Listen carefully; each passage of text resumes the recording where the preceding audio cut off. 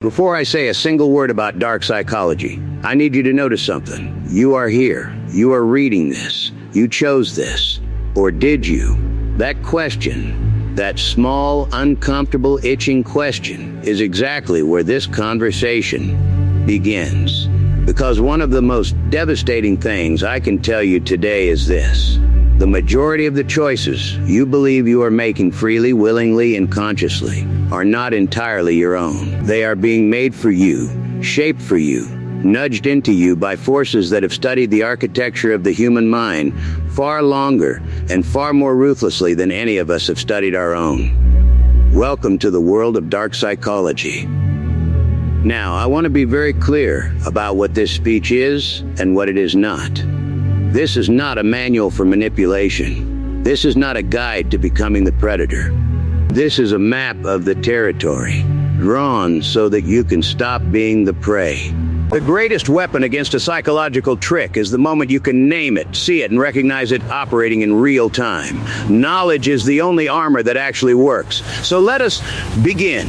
Let us go deep. Let us be uncomfortably honest about what the human mind is, what it wants, what it fears, and how those very things are being used against you every day by corporations, by algorithms, by toxic relationships, by political machines, and sometimes by the very people sitting closest to you. 1. The scarcest resource you own. There is something you have that every corporation on the planet, every political campaign, every media network, every con artist, every cult leader, and every manipulative partner desperately wants. It is not your money. Money can be made again. It is not your loyalty. Loyalty can be rebuilt. It is not even your love. Love, as painful as this sounds, can find new homes. What they want is your attention. Your attention is the raw material from which they build their empires. Without your attention, their advertisements are invisible. Without your attention, their propaganda lands nowhere. Without your attention, their manipulation has no surface to grip. Your attention is the single most valuable thing you possess, and you have been conditioned, systematically, deliberately, scientifically, to give it away for almost nothing. Think about what you give your attention to before you even get out of bed in the morning, before you drink water, before you breathe fresh air, before you look at the face of someone you love. Millions of people reach for their phones within seconds of waking up, and in those first groggy, vulnerable moments of consciousness, they pour their most precious resource, fresh, undefended morning attention, directly into a machine designed to extract maximum value from it. This is not an accident. This is engineering. The moment your attention lands somewhere, it stops being yours and starts being theirs. The attention economy is perhaps the most sophisticated psychological harvesting operation in human history. Platforms like social media do not sell you a product. You are the product. Your attention is the product. Your emotional responses, your outrage, your longing, your comparison, your fear, your desire, these are the raw goods being packaged and sold to the highest bidder. Every second you spend doom scrolling, every notification you reflexively tap, every rabbit hole you fall into at 2 a.m, all of it is revenue. Your restlessness is their profit margin. And here is the dark psychological truth underneath all of it. They did not stumble into this power. They hired neuroscientists. They hired behavioral economists. They hired former casino designers who understood exactly how variable reward schedules could hook the human dopamine system into compulsive checking behavior. They built digital slot machines and put them in your pocket and called them social tools. 2. The architecture of manipulation. Let us talk about how manipulation actually works at a structural level, because most people imagine it as something clumsy and obvious. A snake oil salesman in a loud suit, a con artist with shifty eyes. Real manipulation is nothing like that. Real manipulation is so smooth, so seamlessly integrated into the texture of normal experience that you often feel grateful for it. You thank the person manipulating you.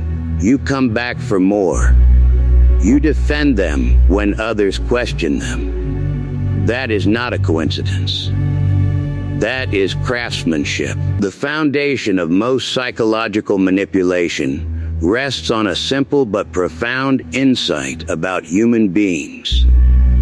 We are not primarily rational creatures. We are emotional creatures who occasionally use reason, mostly to justify what our emotions have already decided. Every serious manipulator understands this. They do not try to change your mind through argument. They change your feelings, and your mind follows obediently behind, constructing whatever logic is necessary to support the emotional conclusion it has already reached. This is why facts alone rarely change anyone's deeply held beliefs. You cannot logic someone out of a position they were never logically argued into.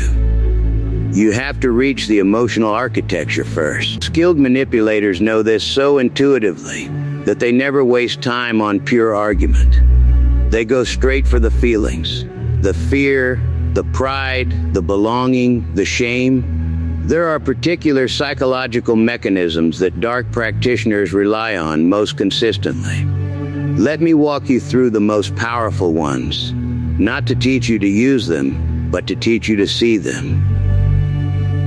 3. Scarcity, urgency, and the fear of missing out.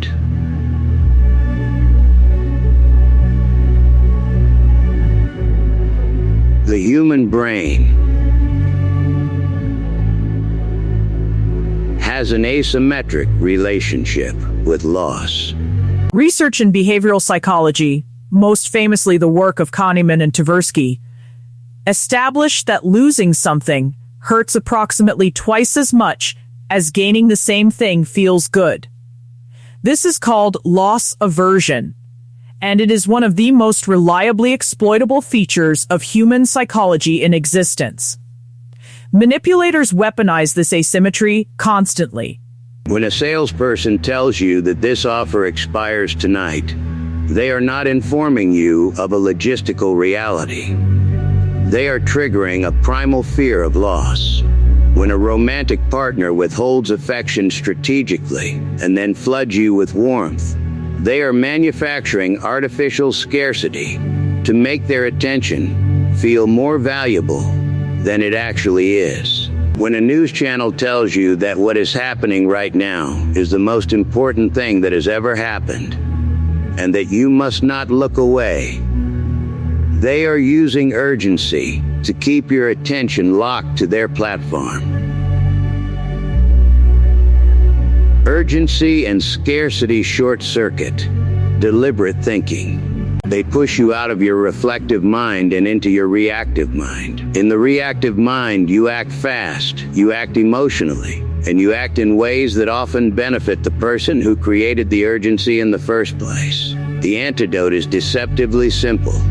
When you feel urgency, slow down. The very feeling of pressure to decide immediately is itself a signal that someone wants you to stop thinking clearly. Urgency is not a call to action. Urgency is a call to pause and ask who benefits from your rush. 4. Social proof and the herd instinct. Human beings are profoundly social animals. For hundreds of thousands of years, survival depended on group membership. Being excluded from the group was essentially a death sentence. This history has left a deep mark on our psychology. We are neurologically wired to monitor what other people are doing and to use that information as a guide for our own behavior. In genuinely uncertain situations, looking at what the crowd does is an intelligent shortcut. Manipulators know this and manufacture social proof constantly. Fake reviews, inflated follower counts, laugh tracks on television, Standing ovations seated in audiences. Bestseller labels placed on books before they have sold enough to earn them. All of this is designed to trigger your herd instinct. If everyone is doing it, your brain whispers, it must be correct. It must be safe. You must want it too. Cults operate almost entirely on social proof. When a new recruit looks around and sees 100 people who all seem deeply fulfilled and certain, their individual skepticism does not stand much of a chance. The manufactured reality of the group becomes more convincing than the private reservations of a single confused outsider. This is why cults isolate people from outside relationships as quickly as possible. The fewer alternative reference points you have, the more completely the manufactured social proof of the group can colonize your perception of reality. The crowd is not a compass. The crowd is a tool someone is pointing. The practice of resistance here requires developing what I would call a sovereign standard, an internal set of values and criteria that you have consciously constructed, against which you measure decisions, independent of what the room around you seems to believe. Not contrarianism, not reflexive rejection of consensus, but a genuine examined personal framework that cannot be hijacked simply by surrounding you with people who behave differently. 5. Gaslighting and the erosion of inner knowing. Of all the tools in the dark psychology arsenal, gaslighting may be the most insidious because it attacks not what you think, but your confidence in your own ability to think. It is a campaign against your epistemic sovereignty, your right and your capacity to trust your own perceptions, memories, and judgments. The term comes from a 1944 film in which a husband systematically manipulates his wife into believing she is going insane, partly by dimming the gas lights in their home, and then denying any change has occurred when she notices. The name is stuck because it so perfectly captures the mechanism. The manipulator creates a reality, and then, when you perceive it accurately, tells you that your perception is wrong. You did not see what you saw. You did not hear what you heard. That never happened. You are too sensitive. You are remembering it incorrectly. You are being crazy. Gaslighting is the psychological equivalent of someone moving the furniture in your house every night, and then, when you stub your toe in the dark, telling you the problem is that you do not know how to walk. Over time, the constant contradiction between your experience and what you are told about your experience creates profound confusion and self-doubt. You stop trusting your own account of events. You begin to look to the very person manipulating you for confirmation of what is real. And at that point, they have achieved something extraordinary and terrifying. They have become the editor of your reality. Gaslighting thrives in the absence of external witnesses and records. This is why people who gaslight tend to separate their targets from other relationships, from diaries, from documentation. They need to be the only narrator. The single most powerful thing you can do against gaslighting is to maintain external anchors for your reality. Trusted friends who knew you before. Written records of what was said and done. Time away that allows you to hear your own thoughts without the manipulator's voice overriding them. 6. The love bombing trap.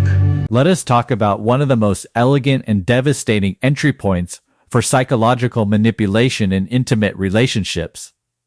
Love bombing is the practice of overwhelming someone with attention, affection, validation, and apparent devotion in the early stages of a relationship, not out of genuine feeling, but as a deliberate strategy to create rapid emotional dependency. It feels extraordinary when it is happening to you. Suddenly there is a person who seems to see you completely, who finds you endlessly fascinating, who wants to spend every moment with you, who showers you with compliments and gifts and declarations of feeling that seem almost too good to be real. Your nervous system lights up. Your brain releases dopamine, oxytocin, serotonin. You feel chosen. You feel special. You feel like you have finally found the person who truly understands you. And then, once the dependency is established, once you have reorganized your life around this person, once you have told your friends and family about them, once you have begun to define yourself in relation to them, the love bombing stops. It does not taper, it stops. And what follows is often the polar opposite: withdrawal, criticism, coldness, unpredictability. The contrast with the early warmth is so extreme that your desperate brain begins working overtime to understand what you did wrong and how to get back to that original paradise. This cycle, idealization, devaluation, discard, is the engine of some of the most psychologically damaging relationships that exist. The love bombing phase is not the relationship, it is the lure. The actual relationship begins in the devaluation phase. And by the time you reach it, you are already too emotionally invested, too confused, and too hooked on the memory of who this person seemed to be to see clearly what they actually are. The warning sign is speed. Genuine love grows. It develops gradually as two people reveal themselves to each other over time, through difficulty, through boredom, through the unglamorous ordinariness of real life. When someone is offering you profound intimacy and declarations of profound feeling within days or weeks, the speed itself is the red flag. Not because the feeling cannot be real, but because the intensity of the offering is almost always proportionate to the magnitude of what is being sought in return. 7. Information warfare and the manufactured mind. We have to talk about what is happening to the attention of entire populations, not just individuals. Because dark psychology does not only operate in personal relationships and sales environments, it operates at civilizational scale. And the mechanisms that were once available only to the most powerful propaganda machines in history, nation-states, military apparatus, state-controlled media, are now available to anyone with a budget and a grievance. The deliberate flooding of information environments with noise, contradiction, and manufactured outrage does something very specific to the human mind. It does not primarily persuade.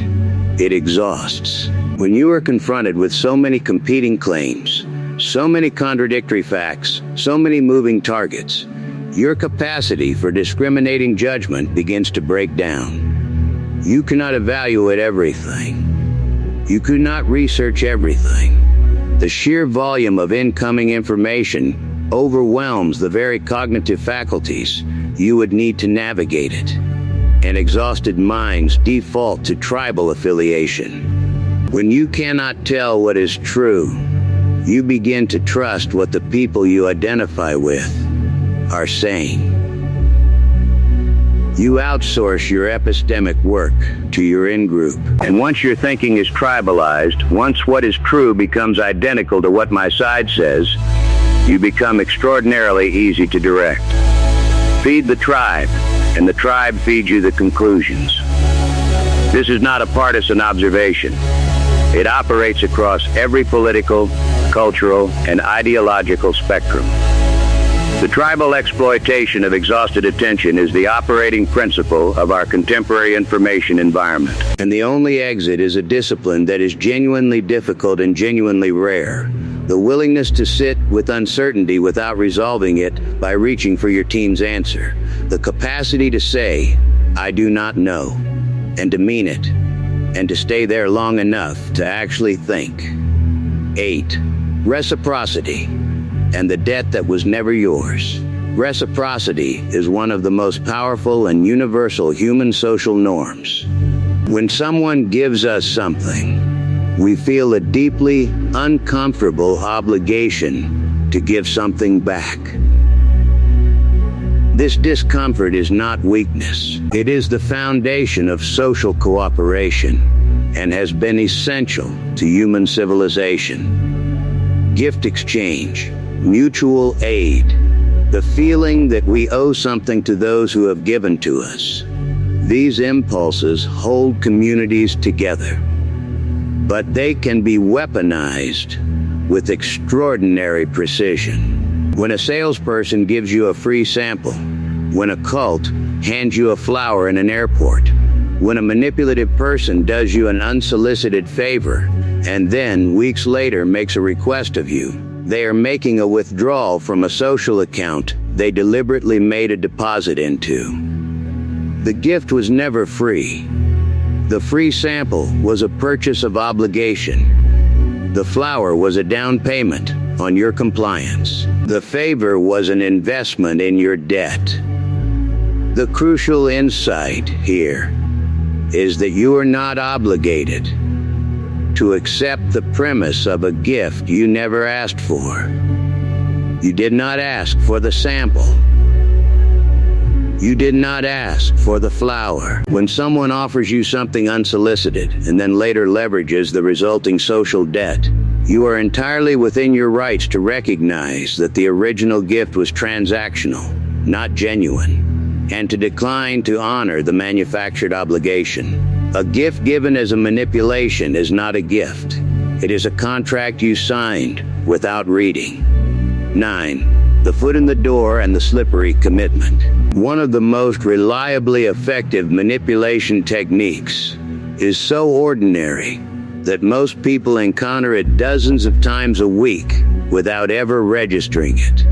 It is called the foot in the door technique, and it works by starting with a small, easy to accept request, and then gradually escalating to the actual target request over time. The reason it is so effective is that human beings have a powerful drive toward internal consistency.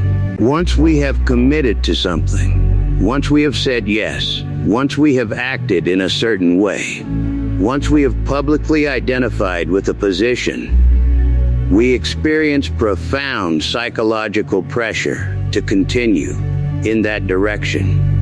To reverse course feels like admitting we were wrong, which threatens our self-image as sensible and consistent people. Manipulators exploit this by engineering small yeses that carry large implications. Cults use this with devastating effectiveness.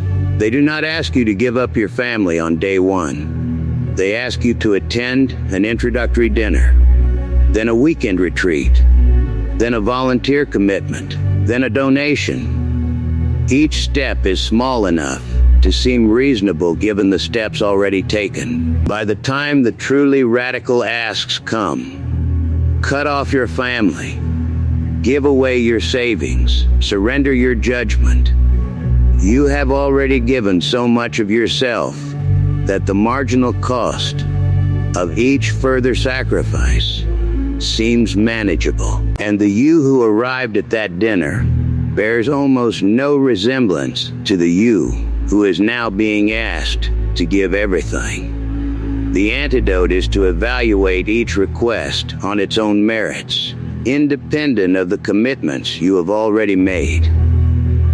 The fact that you have already gone some distance down a path is not itself a reason to continue. Sunk cost is not a compass. The question is never how far have I come, it is always where does this path actually lead. 10. The final reckoning, how to guard what is yours. We have spent a great deal of this speech in the architecture of darkness, and I think that is necessary. You cannot defend what you cannot see, but I want to end somewhere different. I want to end with the practical, the actionable, the genuinely possible. Because the knowledge that manipulation exists, and that it is sophisticated, and that it targets our deepest psychological wiring, that knowledge can lead people to one of two places. It can lead to paranoia, to a cynical refusal of all influence, to a cold withdrawal from human connection on the grounds that connection itself is too dangerous. Or it can lead to something far more powerful: discernment. The ability to remain open and engaged with life while developing a finer and finer internal instrument for detecting when your openness is being exploited. Discernment requires that you know yourself. This is not a platitude. It is a demanding practice. When you know your specific psychological vulnerabilities, your fear of abandonment, your need for approval, your sensitivity to exclusion, your hunger for certainty, you can catch the manipulator's hand reaching for those exact levers before they pull them. Self-knowledge is not navel-gazing. It is intelligence work on the most important terrain there is, the interior of your own mind. Discernment requires that you protect the conditions in which clear thinking is possible. This means sleep. This means time away from screens that are algorithmically designed to keep you reactive. This means relationships that are reciprocal and honest, rather than ones in which you are always confused and always trying to earn something that was withheld from you last time. This means physical stillness, actual, literal stillness, in which your nervous system can come down from its manufactured state of alert and remember what your own thoughts actually feel like, without someone else's urgency layered on top of them. To reclaim your attention is not a small act. It is a radical act. In a world built to harvest it, keeping it is resistance. Discernment requires that you maintain relationships that serve as reality checks, not an echo chamber that tells you what you want to hear, but people who knew you before, who care about you enough to tell you an uncomfortable truth, who exist outside the systems that might be trying to capture you. One grounded, honest external perspective can cut through months of manufactured confusion in a single conversation. And discernment requires, finally, a kind of ruthless ownership of your own attention. Not a performance of ownership. Not the idea that you are in control. Actual, practiced, deliberate direction of the most precious resource you have. Ask yourself, every day, multiple times a day, where is my attention right now? Who put it there? What does that person or system gain from having it there? And what would I choose to do with this attention if the choice were truly mine? These questions are not paranoia.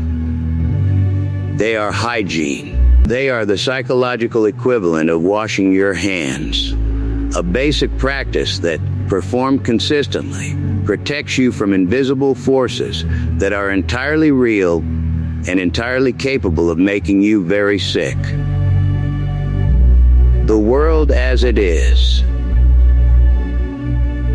I want to close by acknowledging something that can feel heavy when you sit with all of this. The world I have described. A world in which your attention is being systematically harvested, in which manipulation is sophisticated and pervasive, in which even your most intimate relationships may contain strategic dynamics you have not yet named. That world can feel like a dark and lonely place. It can make trust feel naive and openness feel foolish. But here is the thing. The existence of counterfeit currency is not an argument against money. It is an argument for learning to recognize the genuine article. The existence of manipulation is not an argument against love, connection, influence, persuasion, or belonging. It is an argument for developing the discernment to know, as precisely as possible, when you are encountering the genuine article, and when you are encountering a simulation designed to extract something from you. There are people who influence you with complete honesty and care for your genuine benefit. There are relationships that are reciprocal and nourishing and real. There is information that is reported without agenda and argument, made in genuine good faith. There is beauty in the world that deserves your attention and will give something back to you for having given it your gaze. Not everything that seeks your attention is trying to steal it. But only you can tell the difference. And you can only tell the difference if you have done the work to know yourself.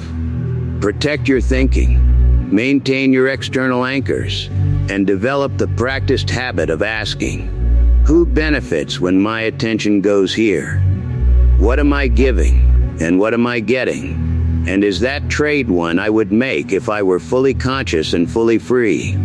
Your attention is gold. It is finite.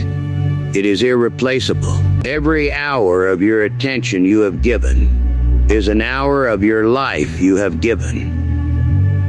You cannot get it back. You can only decide, going forward, where the next one goes. Guard it, ruthlessly, not because the world is nothing but predators, but because you are worth protecting, because your mind, your time, your inner life, your capacity for genuine thought and genuine feeling, these things are the whole of what you have.